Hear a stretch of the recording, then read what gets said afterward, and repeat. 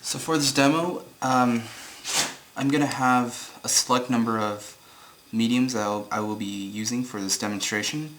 Just keep in mind that my process is generally started, or I like to work traditionally first before going into digital, and it's purely preference based. There is no right or wrong way, but I would like to share what kind of tools I use.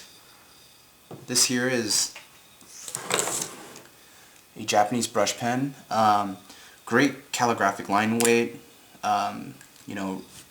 It's primarily used for calligraphy and writing, but I found a really cool way of illustrating, and it's been commonly used in the industry today, and I've been having a lot of great fun graphically, just plotting out my design with this tool. So this is the Pentel brush pen. You can find anywhere in your local art stores. This pen right here is the Super Grip. It's a 0.5. The brand name is from Pilot. It's a pretty decent ballpoint pen. It doesn't bleed too much or build up on the tip, and you get really nice fine line weight, which I will be demonstrating when I use this piece. And yeah, there's this pen right here. It's actually a mechanical pencil. It's a 0.3. It's also a Pentel. I believe this is a Draftsman pencil that's used for architectural reasons, and I like to use this pencil when I'm actually doing very precise drawings, which I also will be demonstrating as well in this video. Also, you have to have your handy dandy eraser. This is more of a precise erasing tool. It's called Tough Stuff. Made in Japan. The company name is Paper Mate, and as you can tell, it has a very similar function as a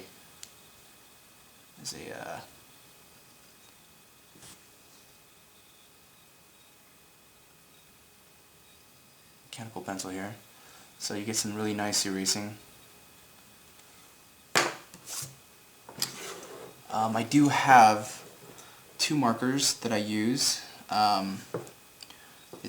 One is called the W5, which is a 50% warm gray, and the second is the 30% warm gray, which I also will be demonstrating for this DVD. So let's get started. Hi. So, typically before I get started, I like to do some warm-ups, and these are just really rudimentary exercises that I learned back at college. And just like any warm-up, before you go into full-on exercise, you want to do your stretches. So, yeah, this is what I do. Go ahead and feel free to grab any piece of scrap paper, or there's no particular size when doing these exercises. But what you want to do is you want to get comfortable creating straight lines. Because we are doing very industrial-based drawings here. It's key to kind of get your hand muscle memory to kind of create nice, precise line work. It's right here.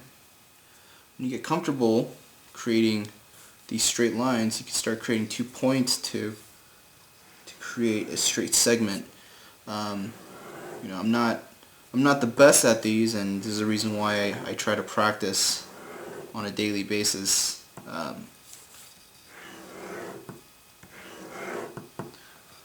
You can take them a little further, just to give yourself an extra challenge. Try to get that line. Sometimes you'll mess up and you'll go off the page, but it's okay. Just go back. Try to keep hitting that line.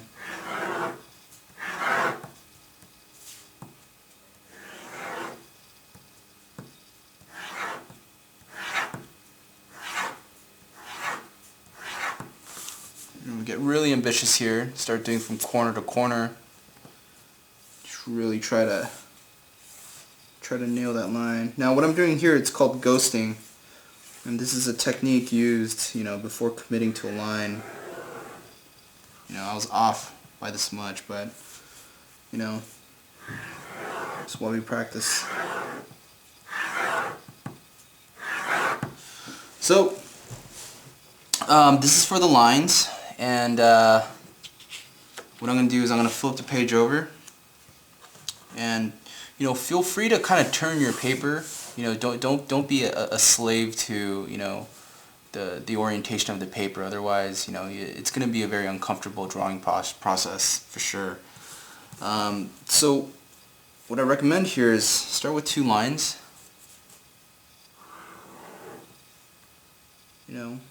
About 1 inch apart.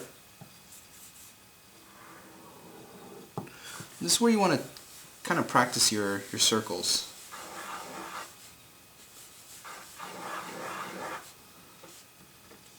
You want to make sure it's hitting, the bottom and top. Again, this is one of those things that, you're not going to get the first time. You're going to go off the page, and, this is obviously not where you want to go, but you want to make sure you're just accurately hitting these points. Once you get more comfortable, let's do another set. Once you get more comfortable, you can actually start hitting them a little bit more precisely. So,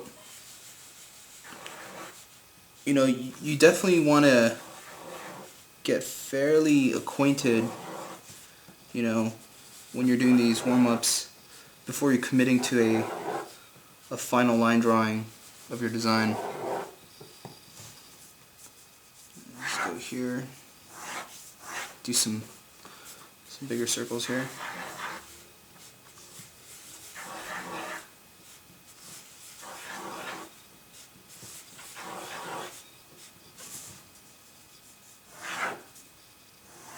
You may ask the question, well, why not just use an ellipse guide or a circle guide? I mean, in many cases, when I'm delivering a final drawing, whether it's for a classroom or a client, I will typically bring out my ellipse guides or my circle guide to kind of execute, these circles. But you will find yourself in a case where you don't have those tools around you, and it can be problematic, or it can be very difficult to kind of recreate these perfect circles. So not to say that these are perfect circles, but just to kind of do them by hand, it's very, very beneficial. So I'm gonna go on to the next. These are the ellipse exercises. So what I recommend here are 3 sets of lines. Again, start from the top.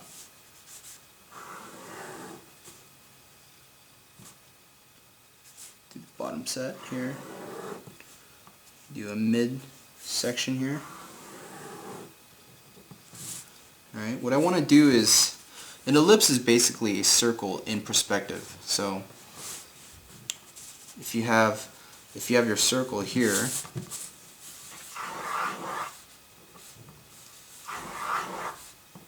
hitting the top and bottom, and if you have a circle bending in space, it's going to start turning.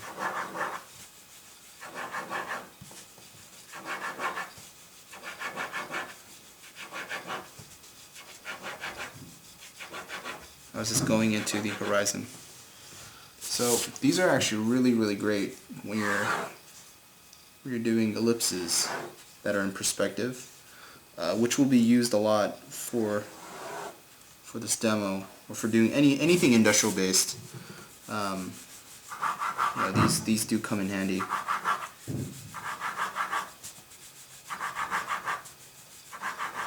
You can switch it up, do some small ones here.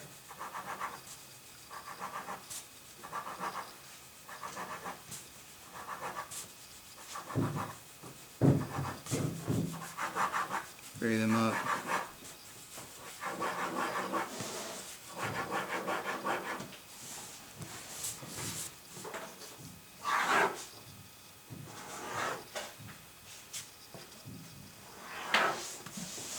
larger set.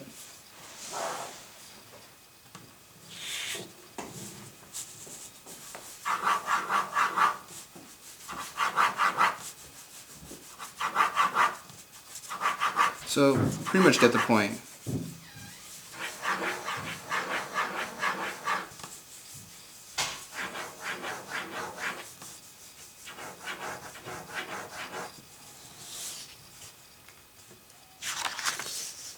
So we went from circles to that.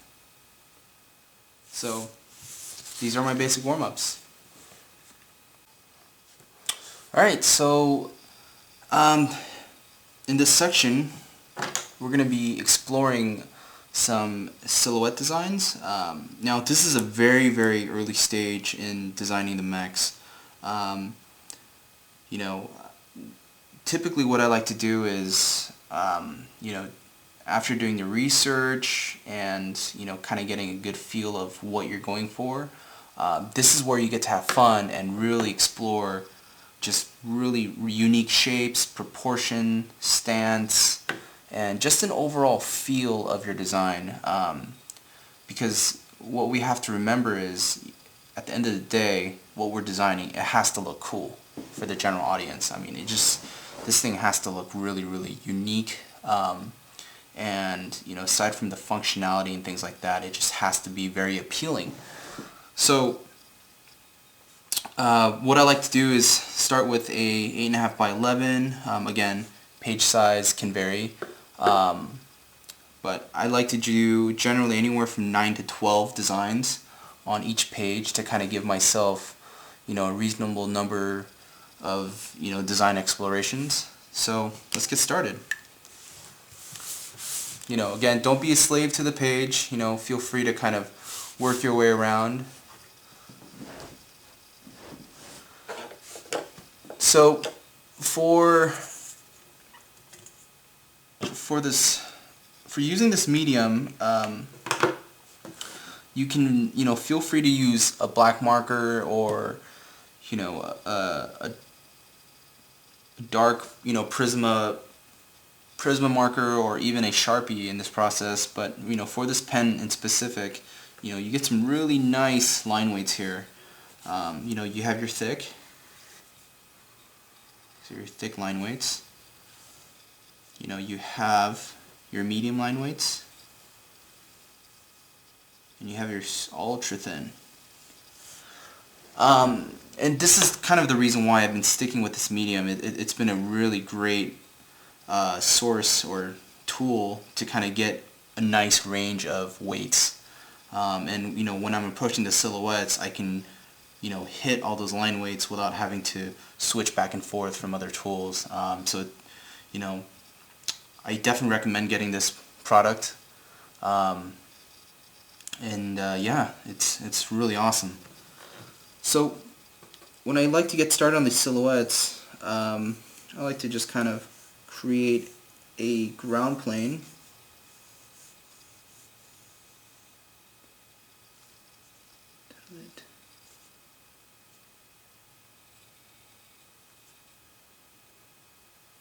GP for ground plane.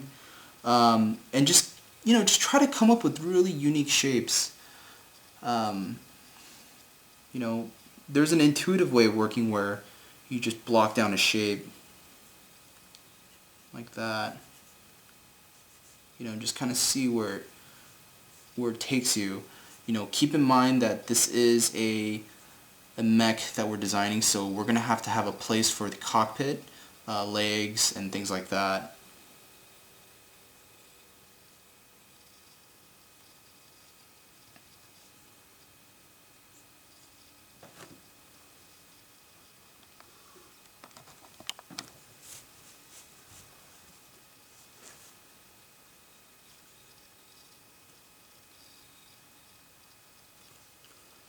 Be blocking in my legs here.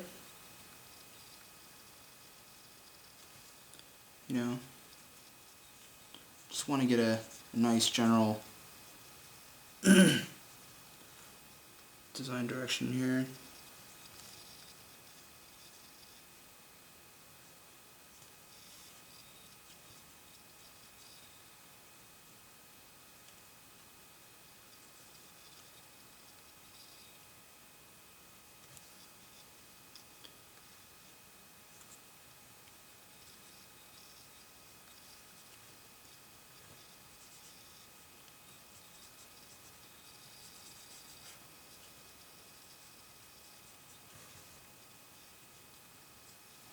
just keep in mind when you're doing these, you have to really just be patient in this process.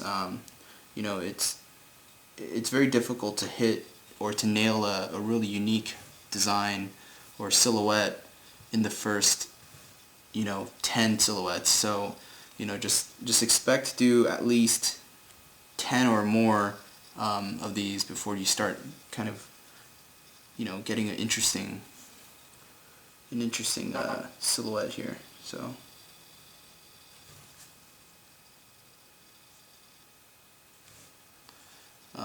just putting down little details.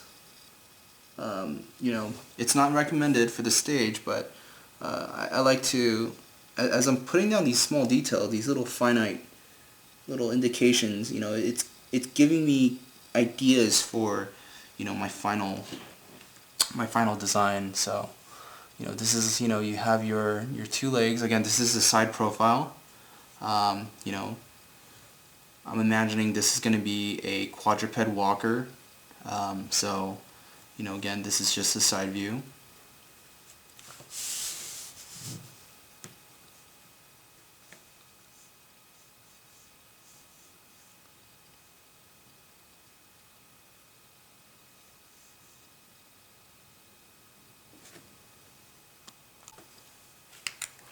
Alright, so let's get started on the second silhouette.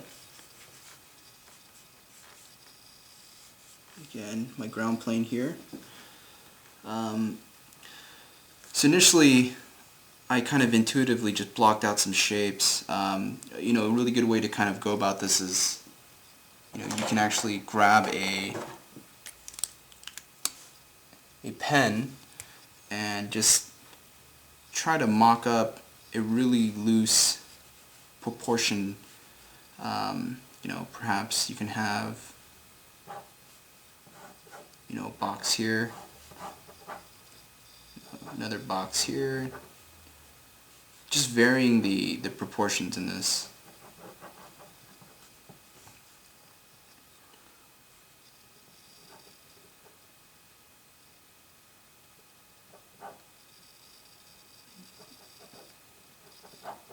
Maybe a triangular piece here. Maybe this thing has a huge triangular piece there. So from there, it kind of gives you a sense of what kind of shapes you're dealing with. Just a general proportion. Everything is kind of leaning in this direction. So what I'll do is just kind of go ahead and just kind of start blocking in everything. Again, keeping in mind the cockpit location or where the driver would sit. I'll block this in.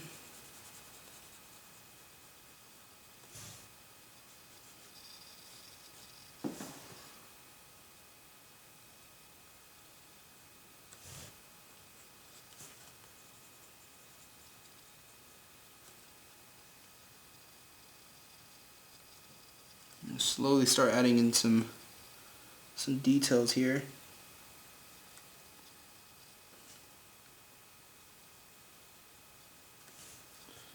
Perhaps we have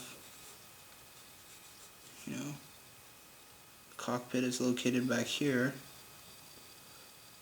I typically have a habit of just kind of offsetting my cockpit off to the side, or the driver's seat. It just makes things a little bit dynamic for me. Again, there's no right or wrong way. Again, it looks cool and it feels cool. Just try it out, test it, see if you think it'd be appropriate.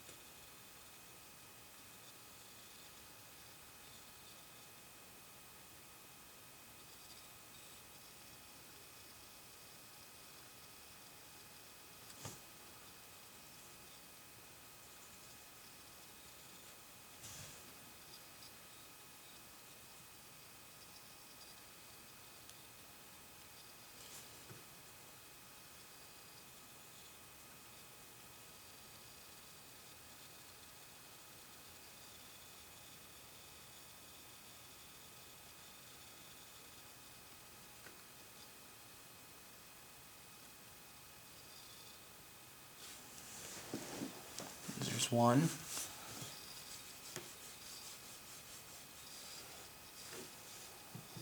You know, again, keeping in mind kind of the form language here. You know, what if we had something round and circular?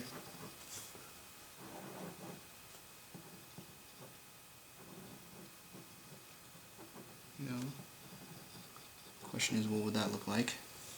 Something like that. If you guys can get a closer look at that.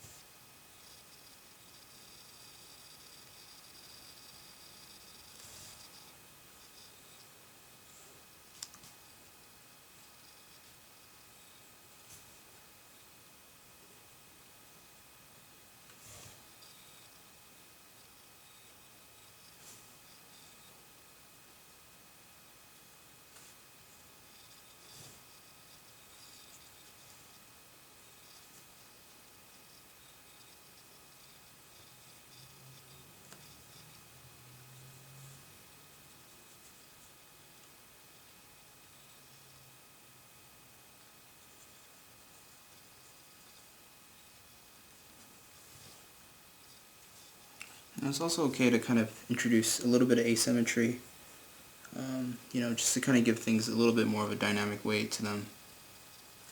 So you can make one leg higher than the other.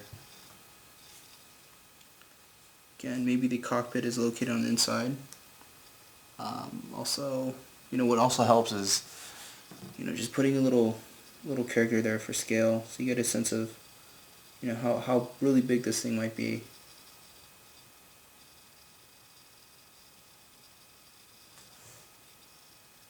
A little dude there. So after you do a series of these, you know, you will have a really great variety of silhouettes. So I kind of went ahead and I did a series here, you know, just kind of investigating, you know, the different proportions and, you know, weight that we would see here. Let's just do a close-up on each one of these. You know, kind of the location of the cockpit here. You know, this huge leg, you know, the tiny little hydraulics, and, you know, just looking at the negative and positive spacing of these. You know, this one is fairly different.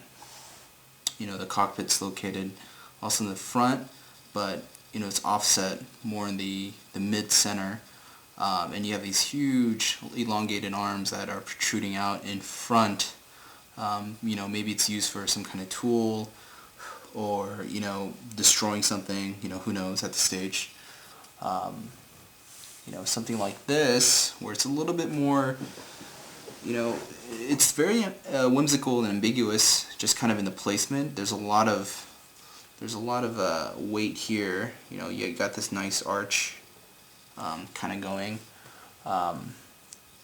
which gives it a great sense of, you know, stance. And we have to remember, you know, how are these things walking, and, you know, what would the locomotion, just everything, just the movement, you know. So aside from, you know, putting on all these great shapes and things like that, it's just really good to start thinking about those things, you know, even at an early stage like this.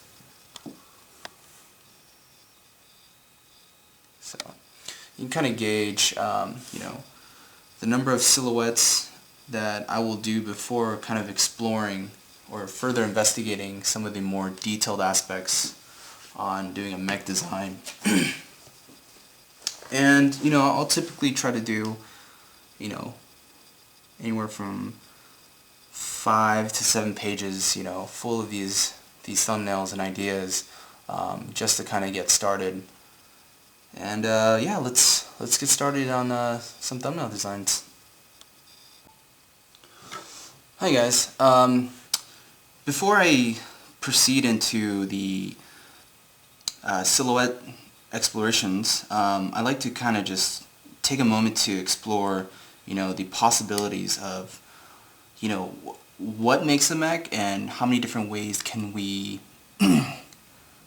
pose a mech. Now what that means is, does a mech have to have a humanoid-like structure, like 2 arms and 2 legs? Could it be something more of an animalistic structure, something with,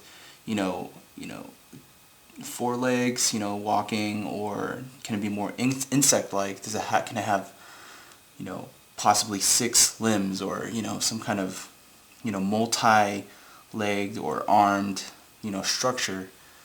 So what I like to do is just kind of quickly do a set where I mock up, just a ton of quick variations. These shouldn't take more than, a minute each.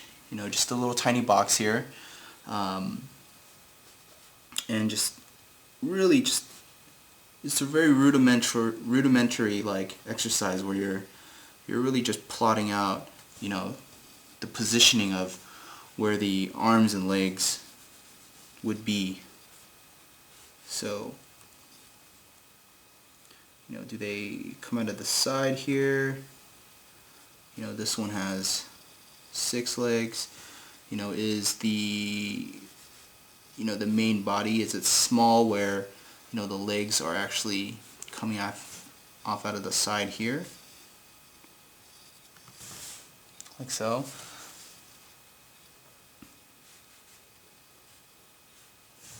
Is it the opposite, where the legs are coming off from the top?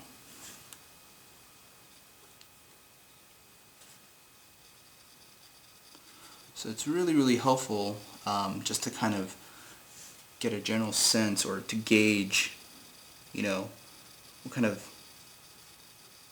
positioning your mech will have. Does it come out of the corners here?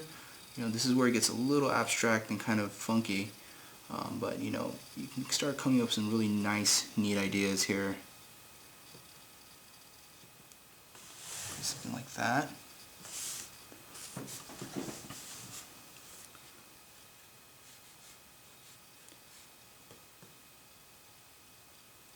Does it have a really big leg where it's more dominant, and you have smaller featured arms and legs in front?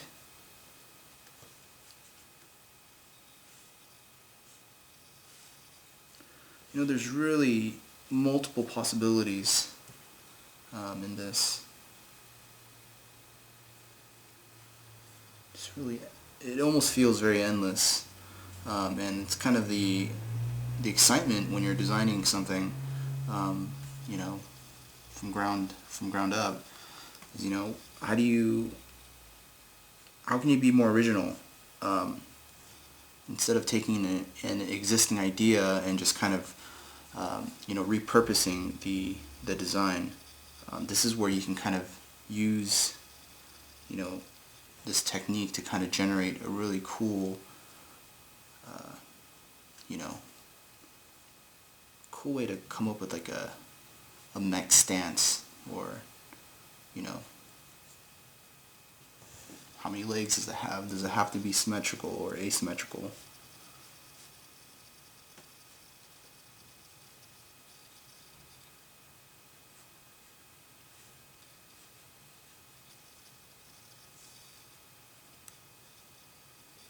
Can it be something of this nature?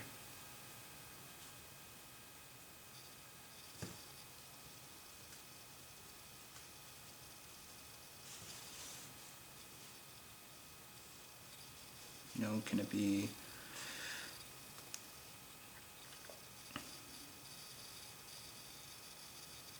something really large, leg in the front and a bunch of tiny legs, you know, kind of like a caterpillar or some kind of insect that may have that. You know, these studies are going to look very, very abstract, but again, you know, keep in mind that these are just primarily used for personal exploration. You know, these are they're not meant to be seen by, you know, an outside audience, unless it's for educational purposes. But you know, I wouldn't hand this into, you know, to a modeler or, you know, a studio and expect them to understand, you know, what's going on. Again, these are just small investigations for myself to kind of just pose, you know, and come up with like a really cool way to, you know, come up with some really cool mech leg placements and arm placements. So even though these look really primitive, I mean, they're kind of meant to be. Just, you know, I'm just blocking these rest of the shapes here. Now, keep in mind that the proportions will change based on how big your box is, but, you know, my main focus is just to kind of come up with multiple ways that we can come up with multiple ways to kind of set the legs and arms in for this mech. You know, maybe we see part of the legs jetting from the top here. This one is more, you know, it feels very spider-like, so, you know, maybe it's like, you know, very on its tippy toes here, something like that.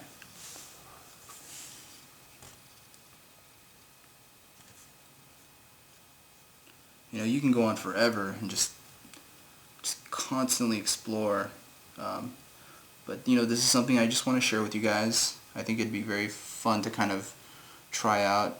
You know, it's very great. It's really, really helpful when you have a total, you know, a total mind block, and, you know, it's hard to generate something. You know, just kind of take the time and just do some, like, you know, free form, you know, exploration. Again, it's a very rudimentary exercise, and it's meant to be that way, but it's very helpful when you're going deep into your design. Hey guys, so once we finally composed a decent set of thumbnails that, you know, we're happy with, this is an opportunity to further evolve the silhouette design into a more cohesive, detailed thumbnail sketch. So what I'm going to do is kind of pick and choose here which one I'm going to take to the next level. So let's just do a quick pan and just see what we got here. You know, this is the first one I did on this page. There's roughly about 12 silhouettes here. You know, it's really up to you how large you like to work, but I typically try to keep them very small. You know, I like to just kind of gauge things from a further distance, just so that, you know, they feel pretty interesting, and, you know, make sure that the proportions and stuff like that are working for me at a small scale. So I actually went ahead and did some pre-marks, and I wanted to, you know, see if I can take this design here a little further. So I did just some little quick marks about, you know, what this design entails. You know, there's a cockpit location here. You know, there's some kind of gear mechanism that can allow for it to, you know, adjust its, you know, angle and position. You know, I have some kind of arm mechanism right here in the front that might grab an object in front of the mech, whether it's a container, or, you know, perhaps even a tree trunk that is going to relocate. You know, it's really, you know, scenario based, but I'm also going to try to implement some other unique features on this thumbnail spread, such as adjustable, legs here. When I was doing this, I was thinking it'd be cool to kind of have these legs pivot, and maybe this mech can go down or up, So yeah, this is the mech that I'm going to go with, and I'm going to show you the pen technique from here. So starting with, let's get a blank piece of paper. Again, as I demonstrated before, earlier in this demo, I am using the Super Grip 0.5 Pilot pen, and going to be doing some more detailed thumbnail sketches here.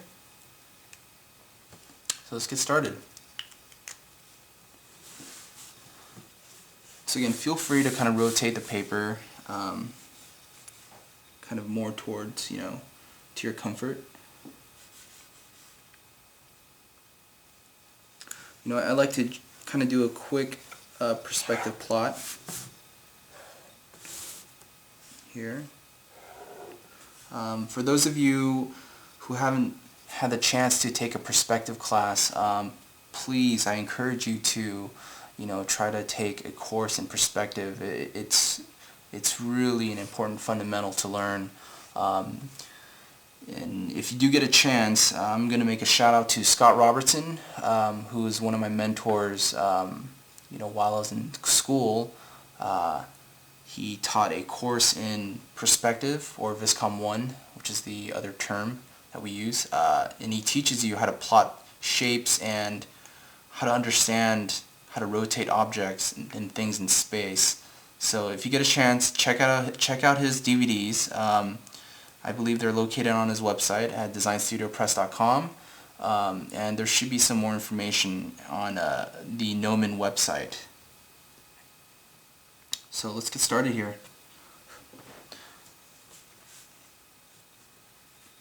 So I'm going to kind of generally just do a quick,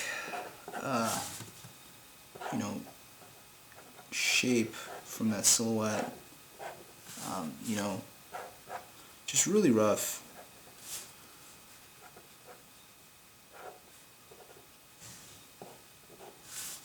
Keeping things in perspective.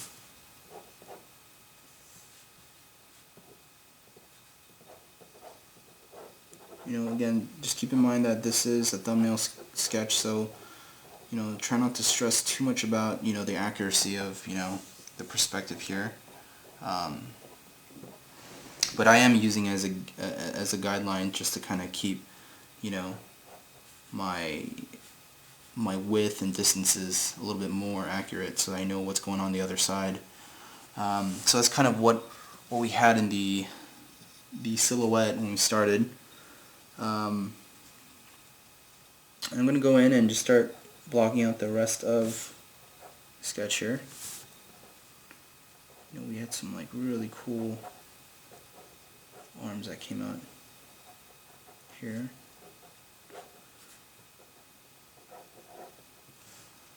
Again, I'll just make a quick adjustment. Maybe the legs can come out here.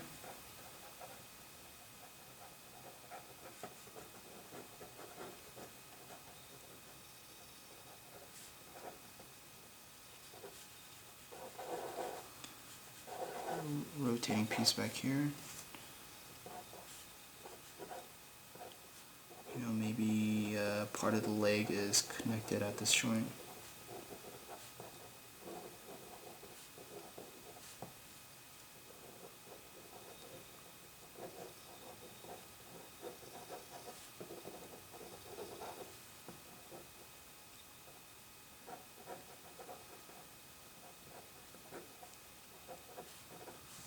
So that's kind of my rough sketch here. So it's really loosely blocked in. I didn't commit to any details yet, but I just kind of want to get a feel for, just the general weight and see if I'm happy with, my proportions here. I may do several iterations just to kind of, show you guys how to push and pull, some of the proportions. But yeah, let's get started on this one.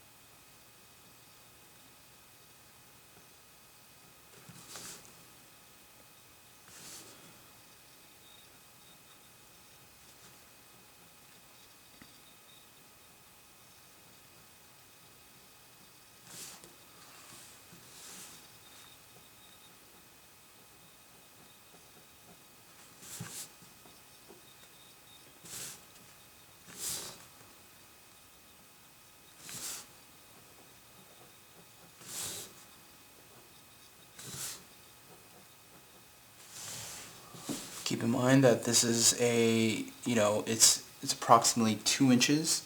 I have a tendency to kind of work really small, so I do apologize if you guys have a hard time seeing.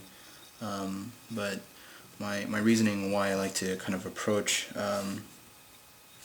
these sketches really small is that I like to just kind of, it keeps a certain distance where I don't get too committed, and I'm still able to interpret, the design in general. Just getting a general sense of what's going on, but also to kind of just, really flush out certain aspects that I really enjoy.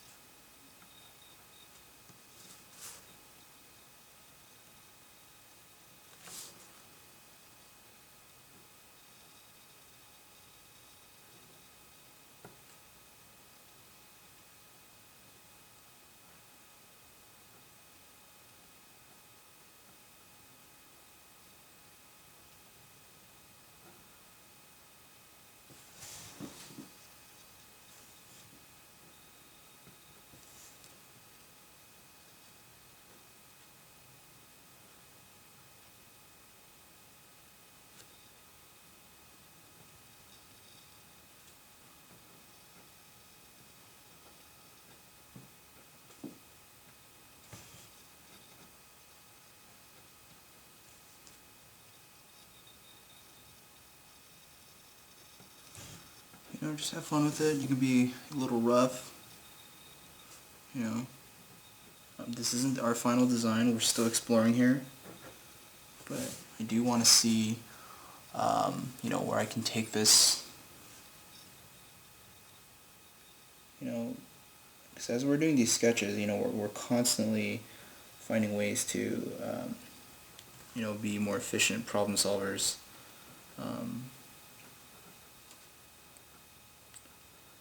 So even if this design doesn't work out for you, we can definitely apply some of the successful points in this design and implement it into our next set.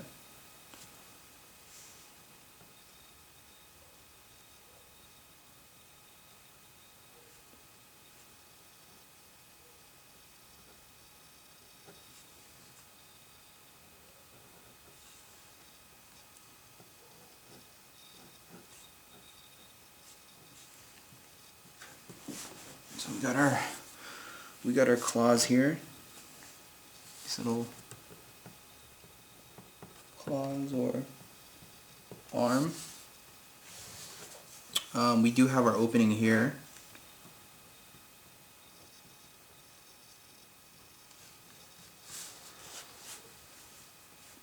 I'm just going to continue on.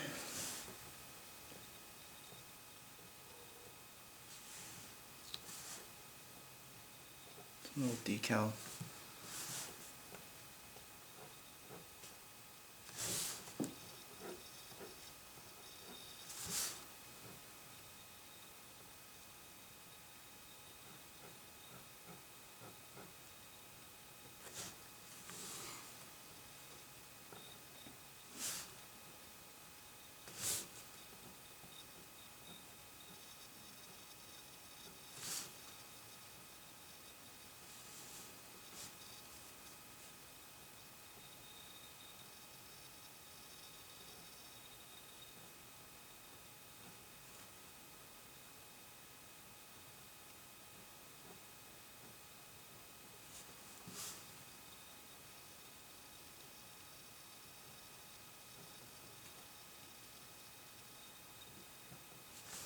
A little complicated here, but you know, it's alright.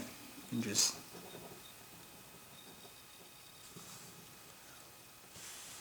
keep it fairly loose there.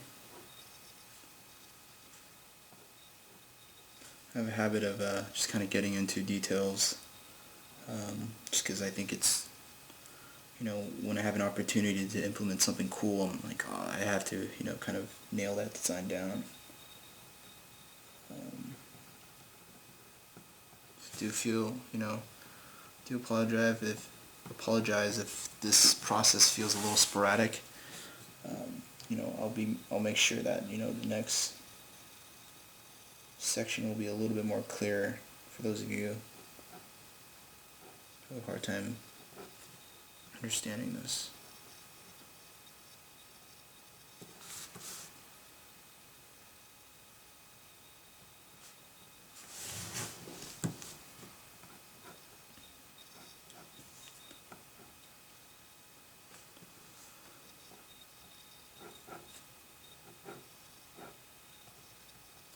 Again, we talked about some unique way that our driver can actually access the cockpit point.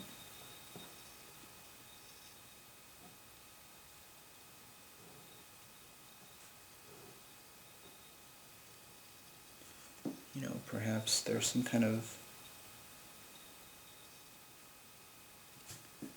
you know, elevation here that allows the pilot to access the cockpit.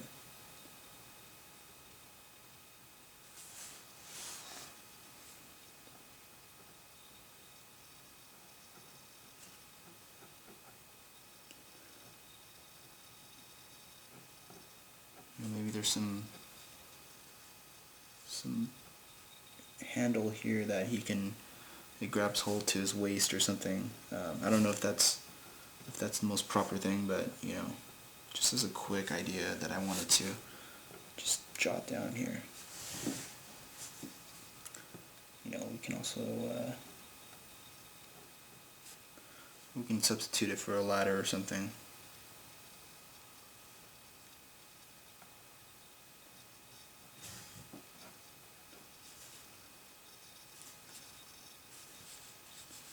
So here I'm going to have a large rotating piece. You know, this is actually called a drawing through method, where you're really trying to plot out, you know, where your legs are extending from. So, you know, again, please do keep this phase really rough, where you don't have to feel like you're committing to a final drawing. You know, if this looks like a final line drawing to you, you know, it's okay to make things look a little bit looser.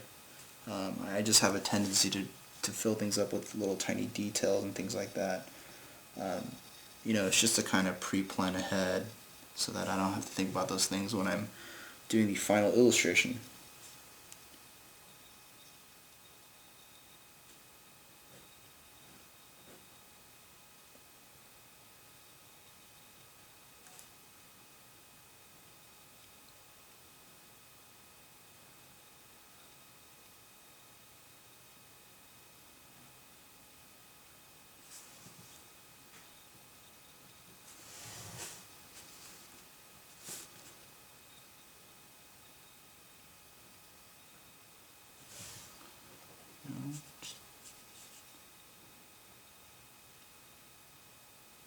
I'm going to block this into shadow.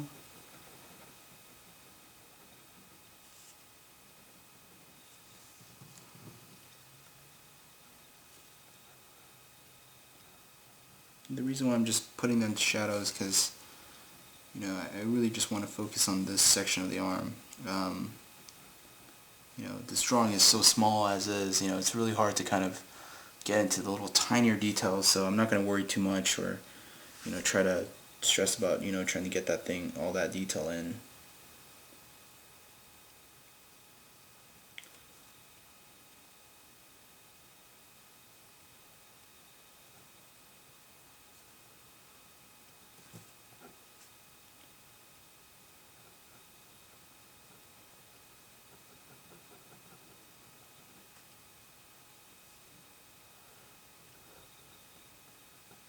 Maybe it's all connected at this axis point here.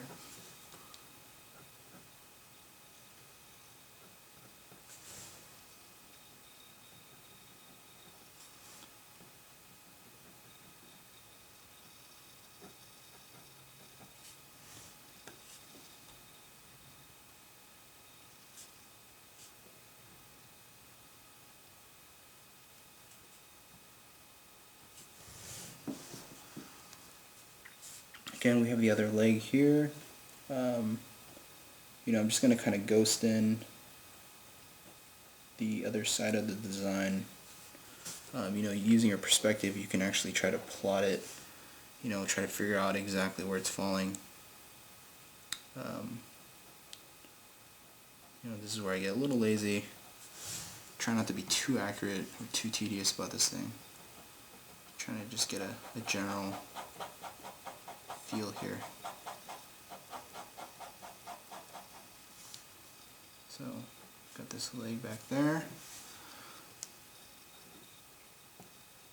Some more little tinier details we can kind of, indicate further back.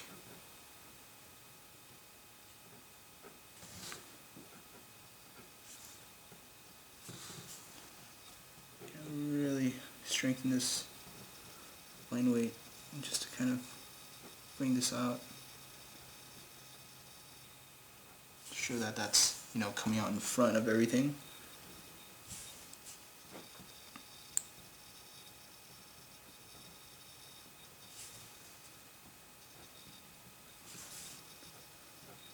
These will be thumbnails that I would definitely show to,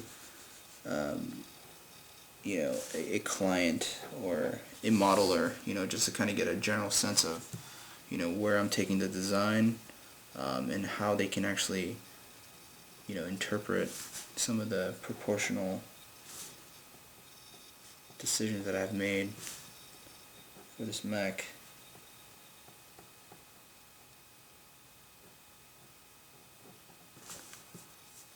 Maybe there's some kind of positive space back here. Maybe it's just like a big panel.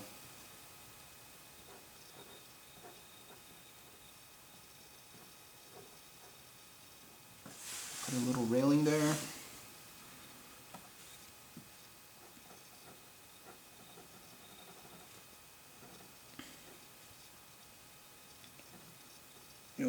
Whenever you have issues with, getting the right mechanics to work, I've done many studies, and, it's really recommended You try to take the time to kind of go and do some quick mechanical studies. I'm not the best at it, but I have enough knowledge to kind of kick off my designs, to kind of get things started here.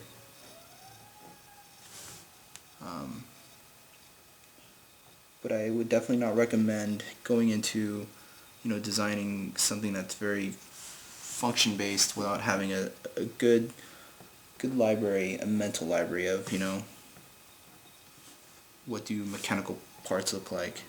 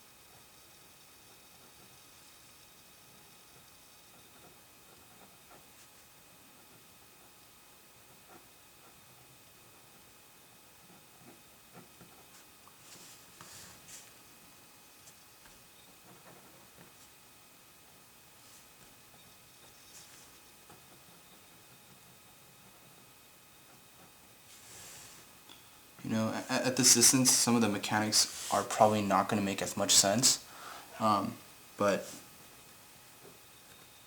it's just general feeler for this thumbnail, so that when I do start to finalize things, I can actually get a good starting point. So I'm just designing out this floating cockpit, or this driver's seat area, and I thought it'd be cool to have the ability to kind of come up and rotate back down, just so that I can see this piece right here is actually a door chamber, and this actually comes up, and this is where you can see the inside of this mech right here, or this internal component here. I'm just try to punch that out more.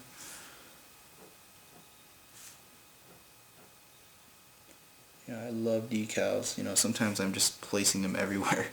Probably doesn't even make sense, but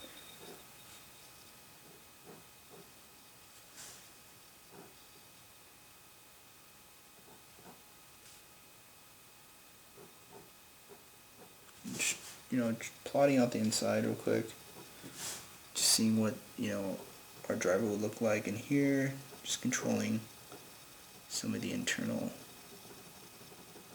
pieces here.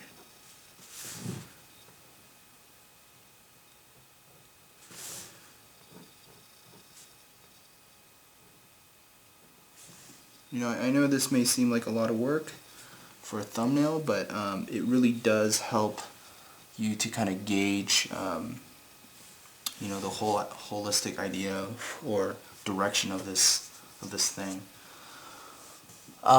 So at this stage, I would definitely go and start plotting out, what are some other possibilities. Can I have something that's a little bit more, upright, that's a little bit more angled, just kind of showing me more of the internal components here.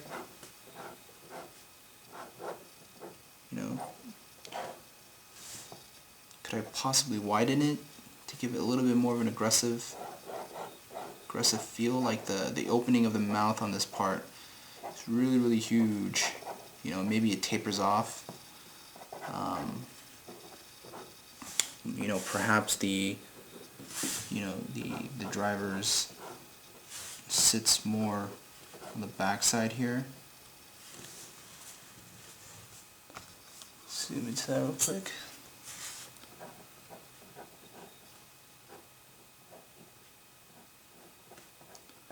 Just keeping it really, really loose.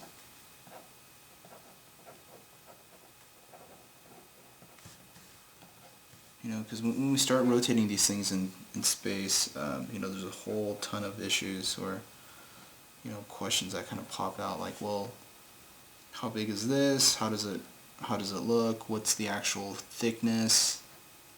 Does it fit?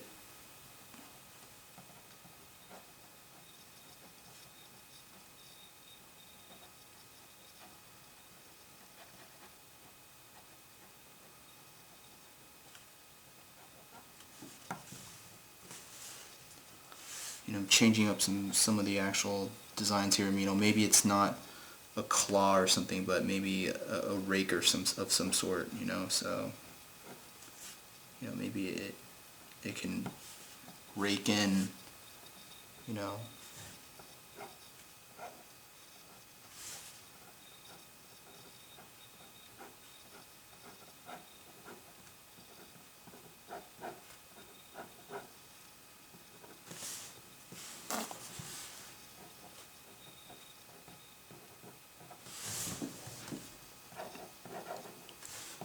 Possibly it'd be cool to have the legs, jet out a little further.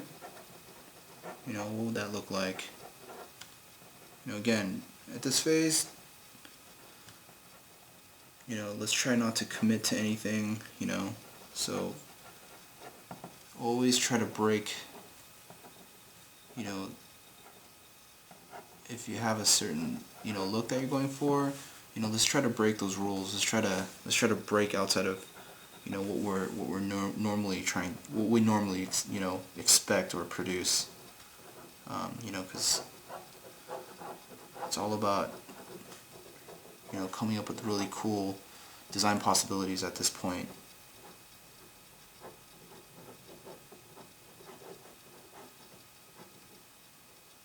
Maybe gas canister here, maybe some hydraulic points back here.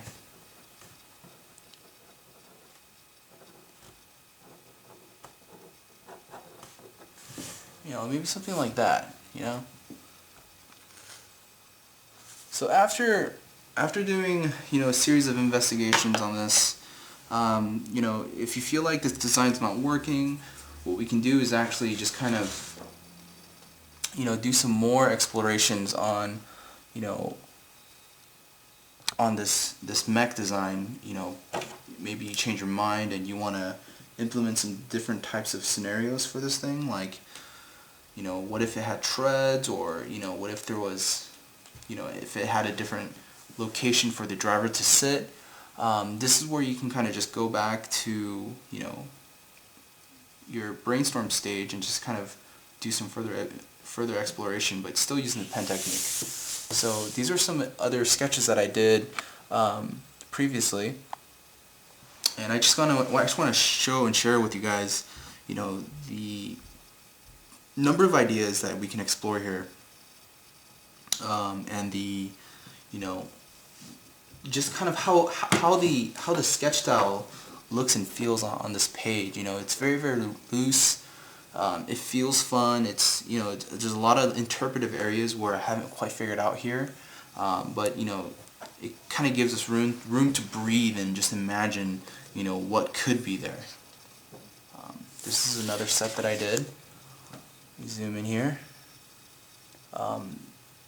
This was, a similar objective. I thought of, a mech that's used to kind of destroy, huge, vast, forces and kind of clear the path. And if I zoom in on some of the first sets here, this one is used to kind of just grubble through. It doesn't really have high leg points. I'm thinking of like this thing is just a machine. It's just a total grinder. It's just, it is not the nicest looking thing. And you can just imagine like a huge lumberjack dude just sitting in the cockpit, just smoking a cigar, just driving this thing through, plowing all the plants and, just all the animals and stuff, just scurrying away and evacuating the premise. This is another sketch that I did. Really, really just wacky ideas that I just kind of implemented. And having a headpiece here that has a rotating saw-like function, and it pivots so that you can actually spin in 100 or 360 degrees, so it can actually just do a complete 180 or 360, just to kind of clear a whole area around you. Even the feet are very aggressive. I have treads that are angled, or it's kind of in a diagonal position, and it can grind the sides and things like that. This was another sketch that I did. The arms come out kind of like a praying mantis. They're meant to kind of grapple onto taller structures and to bring down and just totally crush it and just to break away, to create a path again. But I also wanted to implement this idea right here, this section. Let me zoom in a little closer. It's an idea. It's the concept of having the cockpit adjustable, so that perhaps the driver can get in and out, and when he's entering or leaving the mech, and possibly to even see when this cockpit raises, he can see a little bit higher, or he can see above, because he's above the ground. And I have some more mechanisms here that are really far-fetched, but it makes for a really interesting function, a silhouette, but it's all part of the narrative. It's all part of the design, to kind of generate what is the purpose of this thing, why does it look the way it looks, and why do we have all these elements here. This was another sketch that I did. It has a different proportion. It's a lot more taller, but I thought of the idea of having, maybe this thing has the ability to kind of adjust its height, but I wanted to implement the taller legs, because maybe this mech actually drills and it samples, and it processes it inside of the actual upper part of the mech. Maybe there's a processor to get a specific type of resource. So that's kind of the backstory on this one right here. And our last one on this page. This one is more, again, it's very similar to the other ones that I've shown. It does a lot of sampling, or it grabs a branch, or it grabs something at a higher point and to bring down. I have some indication of some kind of functional aspect back here. Maybe it inserts it into the processor, and it grinds or something. It does something, but that's kind of the direction or the concept that I had in mind for this whole page layout. Alright guys, for this next section I will be demonstrating the brush bump technique. I actually use this technique to do about 70% of my ideations. It's a little bit more abstract than the previous demonstration that was shown, but it's very, very fast, very, very efficient. And I encourage you guys to, again, pick up this pen, try it out. It's done wonders for me, and I'm sure it'll bring a fresh perspective to anyone that hasn't tried this before. So yeah, let's get started. So as I showed you guys before, this does vary in line weight. So you have your thick, you're going to have your medium thickness, and you're going to have your thinner line weights here. Just make this quick adjustment. So when we did explore some of the other designs, at this phase, it's okay to kind of re-explore some other alternatives. Because sometimes you won't nail your design on the first shot. But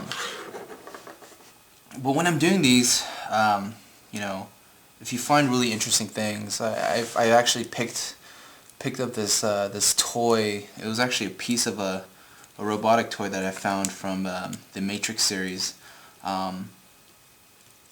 But what I really liked about this was it wasn't so much about the mechanical aspects, but it's just kind of the intricacy of how things are adjacent and just kind of how things are placed.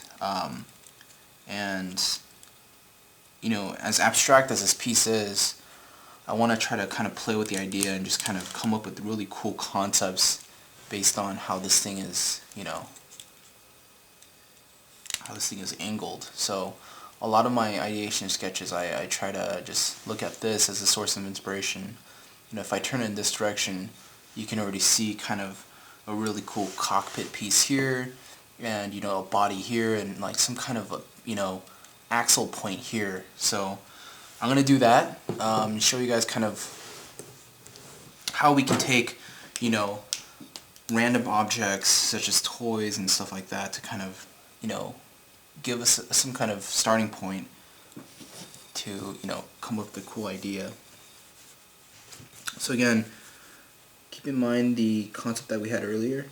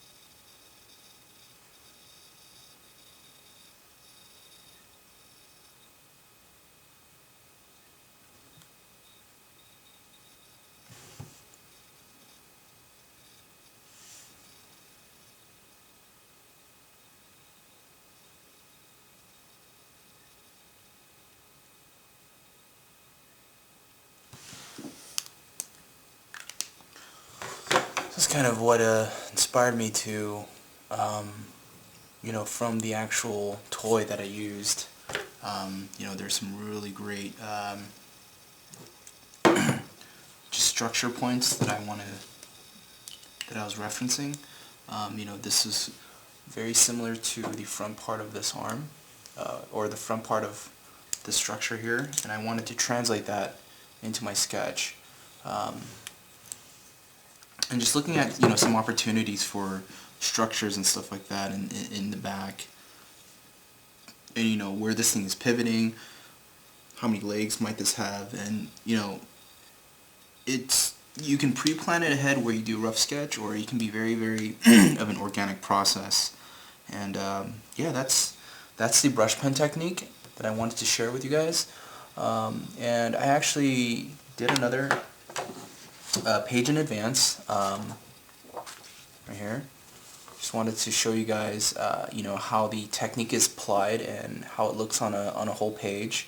This is a technique that I use very often, especially when I'm just thinking to myself and trying to come up with really cool neat ideas. Just do a little close-up on each one so you guys can get a better sense of some of the details that were put in.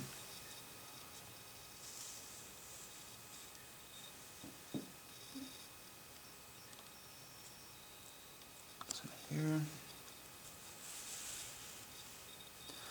So really cool way to kind of block things out graphically, and you get an immediate read of what's in front, what's in back, and it's kind of like a weird half shading process. There's no right or wrong way to kind of go about using the brush, but this is my process that I've been using.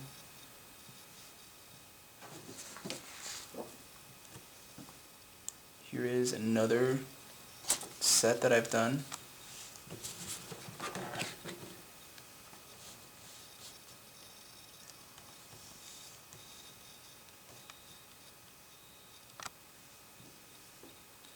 So you can kind of see how I took one of the silhouette sketches and actually translated him into one of the brush pen technique. If you remember going back at the silhouette, I actually translated this sketch and it turned out to be something like that nature. It's not exactly 100% translation, but I wanted to kind of see what I can do using the front part of the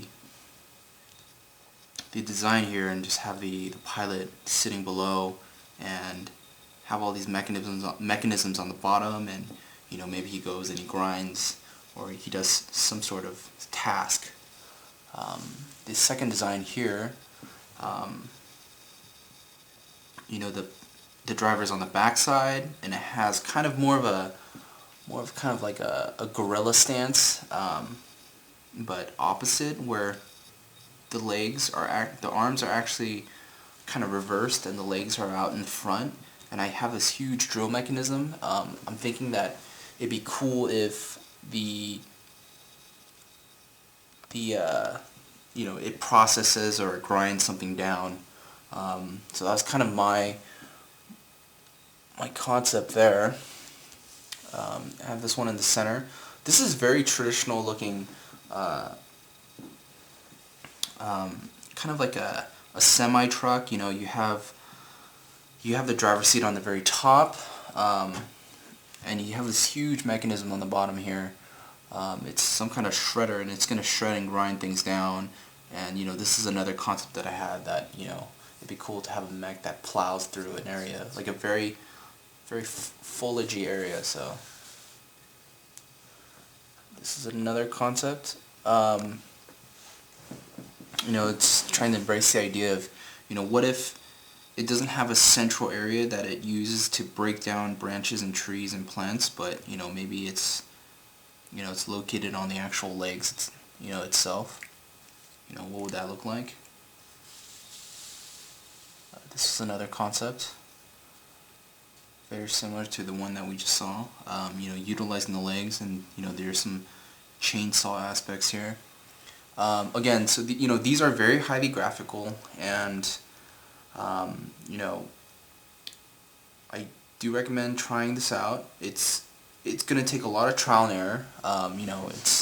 But once you push through the first 100, these are very, very fun sketches to do, and they're probably one of my more favorite ways of working. And let's go on to the next set. Hi guys, so for this section I'm actually going to do a demonstration using marker and pen. The markers that I have, again, they're 30% warm gray and 50% warm gray. What I want to do is I'm going to do a block-in using the 30% warm gray, and later go in with the 50% to kind of punch out the dark areas. So it's a combination of both pen and ink, and the way I'm going to approach this is, I'm going to lay down the marker first, and let's get started.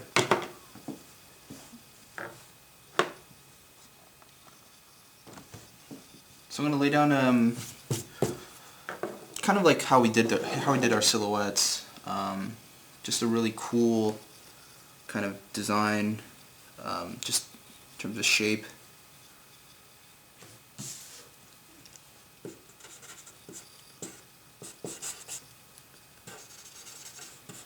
You can somewhat sketch it out.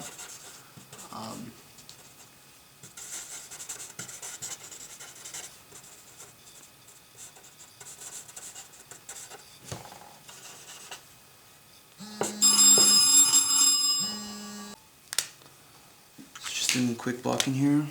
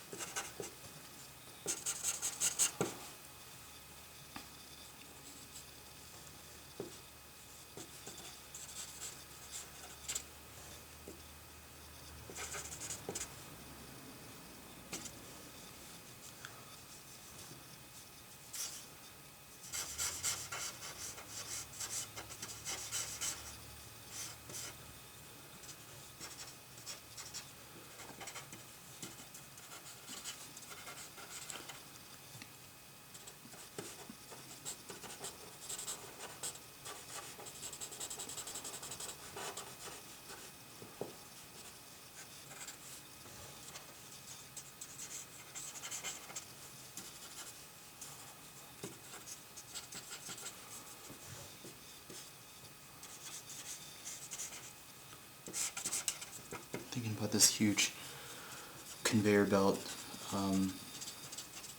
some jagged teeth here, used to kind of thrash through some heavy plantation.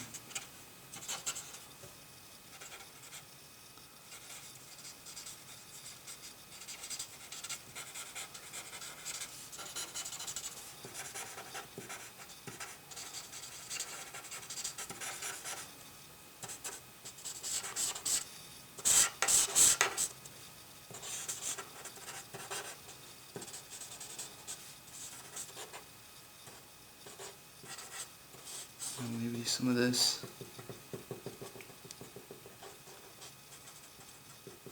Maybe some secondary function to also help break down parts of the forest.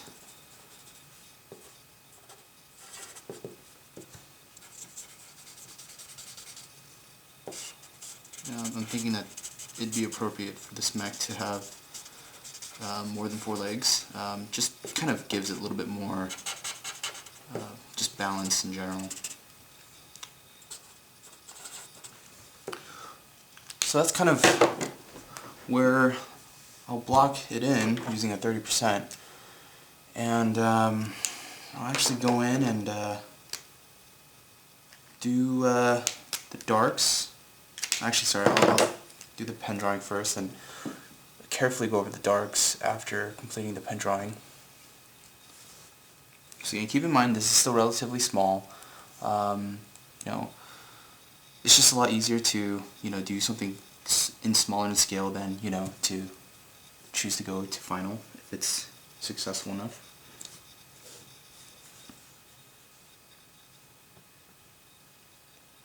So I always like to kind of start on a leg here.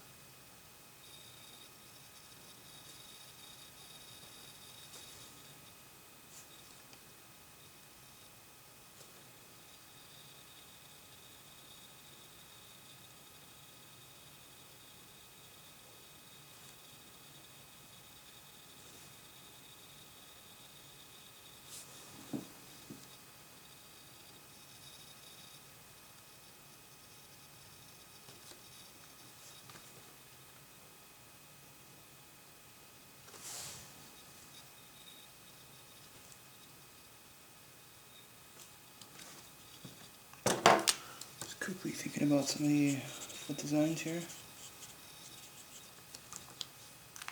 I'm thinking it'd be cool to have some kind of tri-prong here.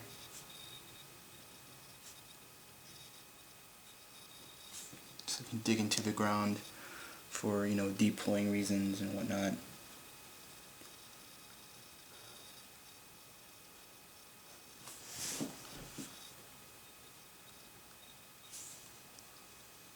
What's that?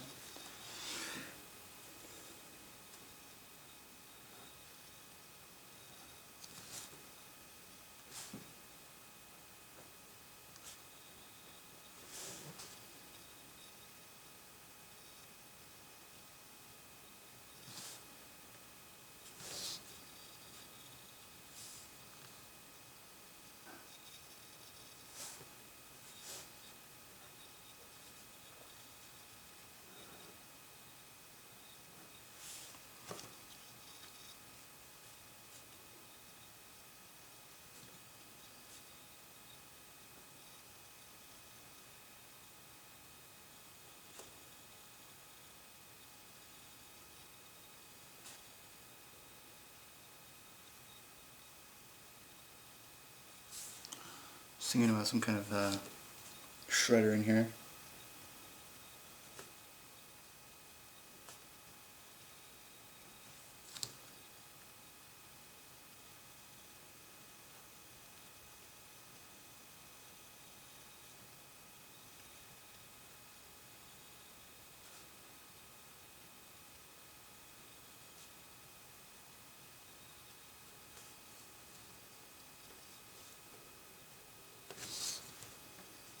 Conveyor belt going back,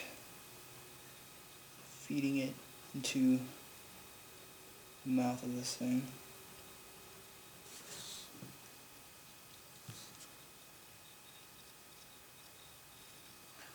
There's a great opportunity for some cool little decals. Again, I love the caution strip here.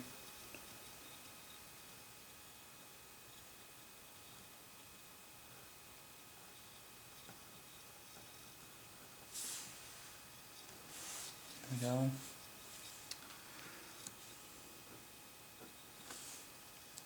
You know, you'll have discrepancies like that. It's kind of, I'm getting a little bit of tangent, but you know, it's things to just kind of keep mindful of when we're going to the final. So.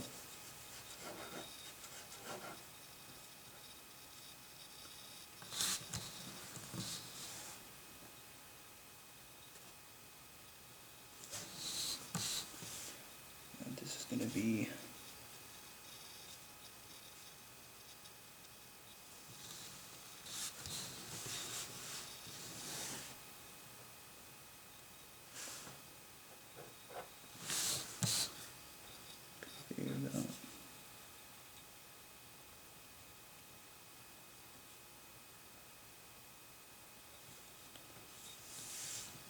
and some really good reference for this is like tank treads or chainsaws and things like that. Because there's kind of like this this bearing that's on the belt, you know, and each one of these bearings has a specific pivot point so that it can actually rotate all the way around here. And you know, I'm thinking that the teeth on these things are really gnarly, so I'm just doing a quick plot here.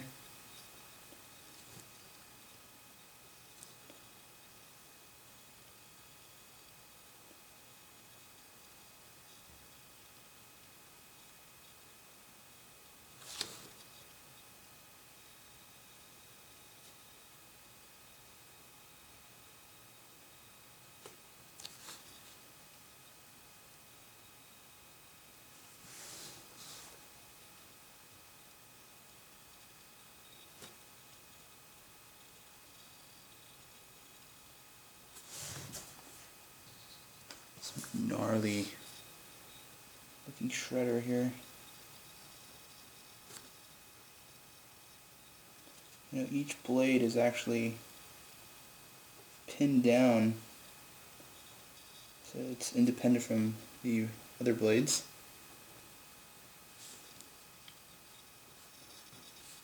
You know, maybe we can have another section where we have the blade running across the other direction. So what I like to do is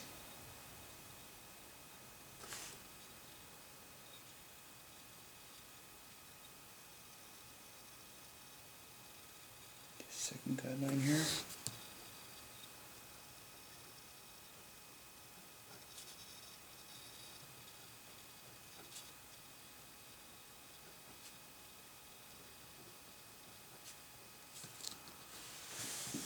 Just has like this gnarly looking kind of crisscross blade action here. You know, this is just a really ridiculous concept here. It's not, I don't know if it's cool or if it's just too over the top. It may be just too over the top here. So, yeah, you know, there's kind of that, there's a rule where, you know, just go as crazy as you can and it's easier to kind of tone it back. So, you know, this is a moment where, you know, we need to take our ideas as far as we can, and adjustments can be made during the refinement process.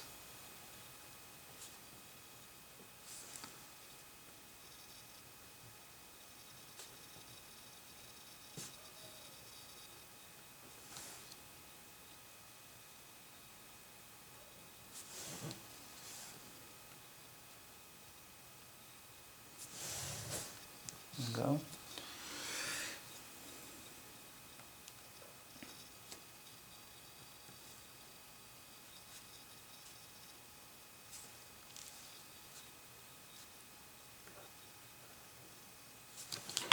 Go back in and just kind of gauge where this other leg would be.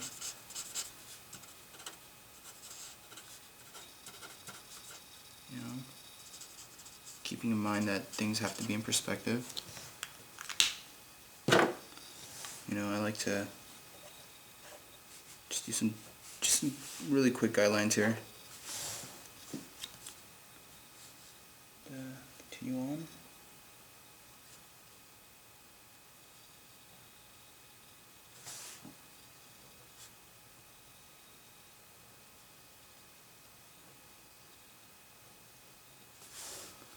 that piece.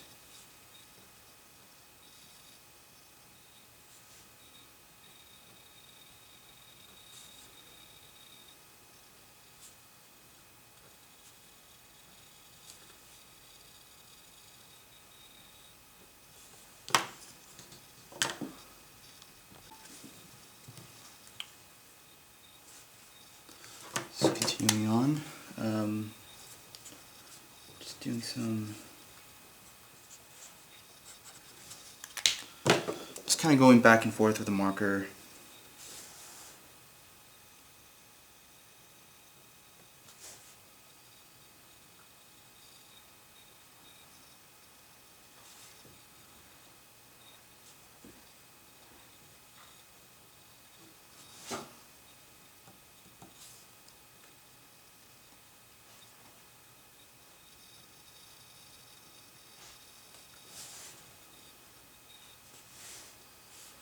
Gotta make sure this is asymmetric.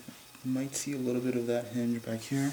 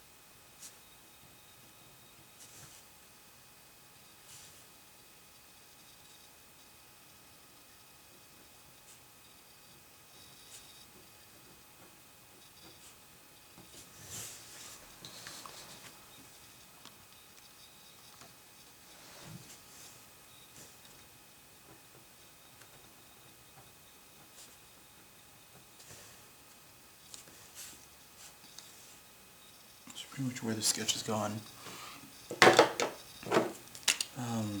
Very carefully I want to go in and just kind of fill in these areas. Just keep in mind that the ink will bleed.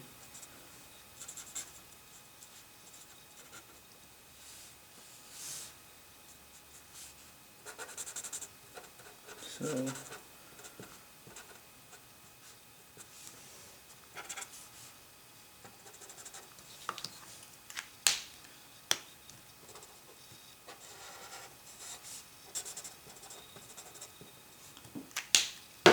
I do want to go in now and use my number 5 warm and just kind of punch in just some of the dark zones. You know, as graphic, this whole thing just might go into shadow, so again, you're going to get a little bit of ink bleeding here, but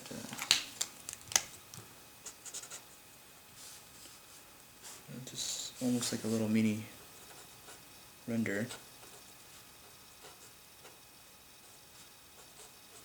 Indication of the interior cockpit.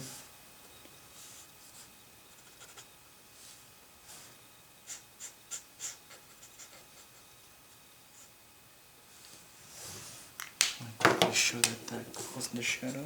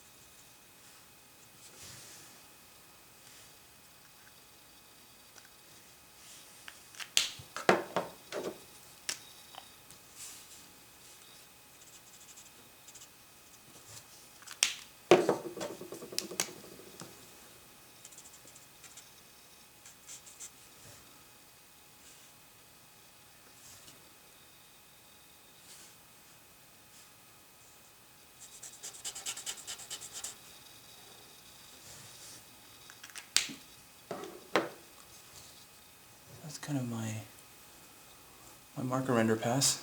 Do a little close up here. You can kind of see where I took the details from the cockpit. And